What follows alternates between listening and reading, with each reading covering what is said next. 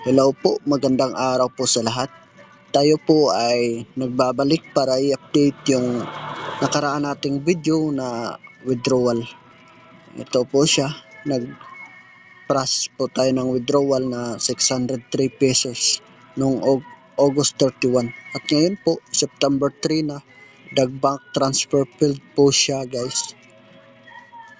Nung nakaraan, para ma-process natin yung withdrawal natin, yung makuha natin yung profit natin, sinunod po natin yung required nila guys.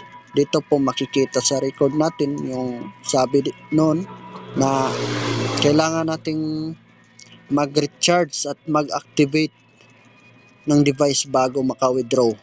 Ito po siya guys. Noong August 31, nag-recharge po tayo ng 900. At pagkatapos niyan, nag-withdraw po tayo, nag-process po tayo ng withdraw. At ngayon po, 3 days na ago na, nag-failed po siya guys. So, sa ngayon, naghahanap pa rin tayo ng paraan. I-try natin mag-withdraw ulit. Mag-withdraw ulit guys. Napapansin po natin na meron na po siyang nakalagay na password.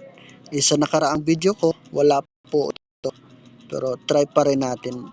Pagpatuloy lang natin. Type po natin, ubusin lahat 699. Yan, password. May save password po ako. Yan, may GCash account ko na rin. Try natin withdraw ulit, confirm and correct withdrawal password. So, try natin i-edit guys. Ang sabi dito guys, for the security of your funds, you need to tap up to review account ownership before you set a withdrawal password. The following is a list of assets in your account. Total assets, 2,478 pesos, including wallet balance amount being withdrawn on server assets. Sabi pa dito, please complete the recharge to verify the actual account information. So, kailangan ko pa raw mag-recharge ng 3,000 pesos to pass the review.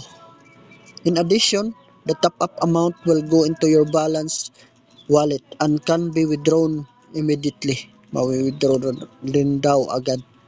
The recharge amount that has been completed at this time is 0. Wala pa raw akong ni-recharge. Still need to recharge 3,000 again. 3,000 pesos again. Napakalaki na po nito para sa ating mga guys, no? Sa ating mga mahihirap. At meron pang nakasaad dito guys. If you fail to complete the recharge review,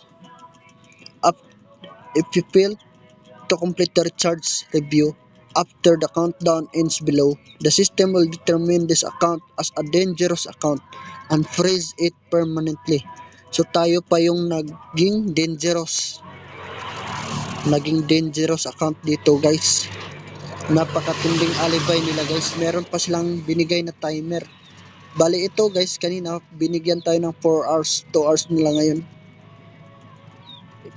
Ito po siya guys, di ko na po ito susubukan kasi malaki po itong 3,000.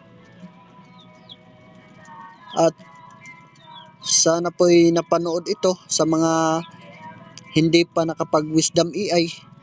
Huwag nyo na pong itong subukan. Masasabi ko lang po na sayang po yung oras at panahon na ginugol natin dito. At lalong-lalo na po yung pera natin. Mas sayang po. At yun lang po. Marami pong salamat at paalam.